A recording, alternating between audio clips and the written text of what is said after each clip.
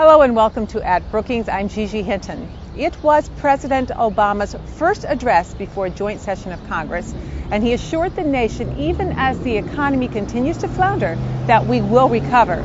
Join senior fellows Tamara Whittet, Rebecca Blank, Thomas Mann, and Darrell West for an analysis of that speech. And then later, we'll hear from senior fellow Alice Rivlin as she analyzes the president's budget. We'll have all that and more coming up next on At Brookings.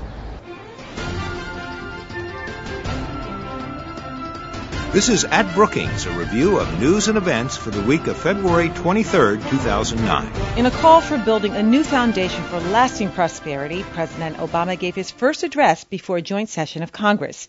He focused on the economy, the deficit, health care, the nation's future, and its promise. A panel of Brookings experts analyzed that speech. This president is not underreaching.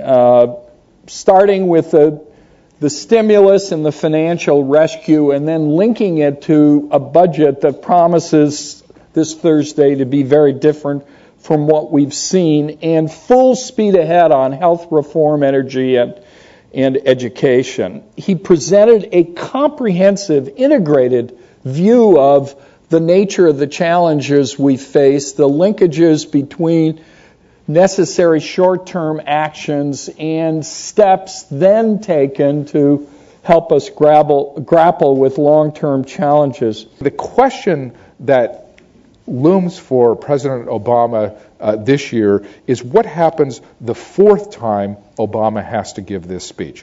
I mean, the first time is relatively easy because we like the speech, we like the emphasis on hope and optimism. You know, he's getting very positive reviews, but we all know that unemployment is going to rise throughout 2009. So I think the $64,000 question of his presidency is whether he can keep people focused on the future and get them to be more hopeful and optimistic, even when unemployment ends up topping 9%.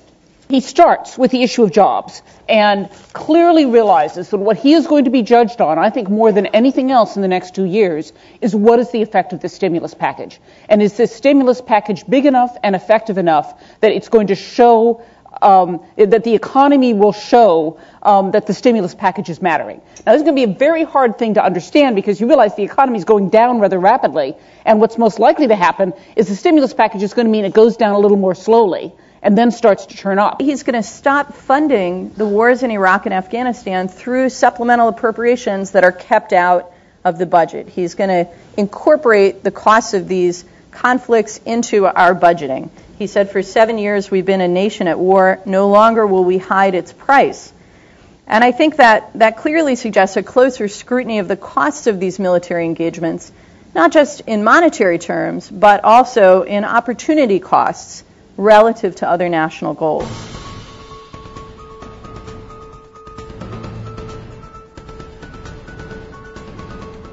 I think that in President Obama's pledge to increase the troop levels in Afghanistan, he clearly has the right priority, which is putting Afghanistan higher on our list for national security in the war on terror. I feel like eventually, if it can bring more stability and more peace and help fight the counterinsurgency that's growing there, especially along the Pakistan border, I believe that it could eventually be a good thing. I think it's great that Obama has said that he's definitely going to move troops out of Iraq.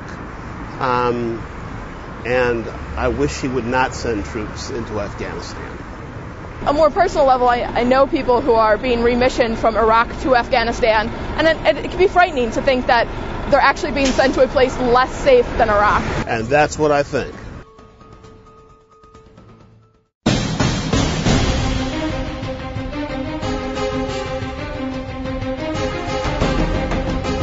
President Obama sent his fiscal year 2010 budget to Capitol Hill, saying hard choices lie ahead.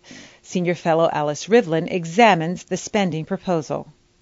I think this is a bold, gutsy budget and moves very strongly in the right direction. It projects a new image of what government can do, especially in a recession. This budget, coupled with the stimulus package, which we've already had passed through the Congress and signed by the President, this budget is very activist. It says we have been neglecting public spending.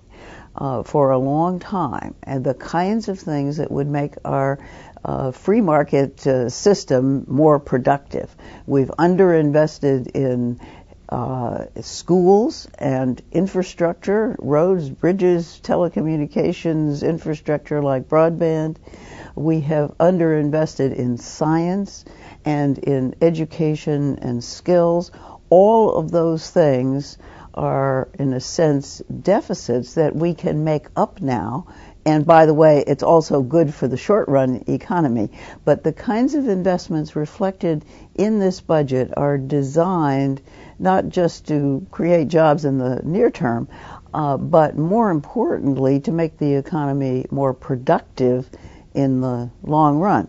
Now, that's a lot to do, and it's a different direction than previous budgets, and it has to be paid for. So the budget does raise taxes on upper-income people. It wipes out the Bush tax cut for high-income people and adds some other provisions that will fall on people at the high end. And it cuts taxes for most people in a fairly modest way by making permanent the Make Work Pay tax credit, which goes to everybody. At Brookings is produced by the Brookings Institution. To learn more about the issues discussed on At Brookings, visit our website at brookings.edu.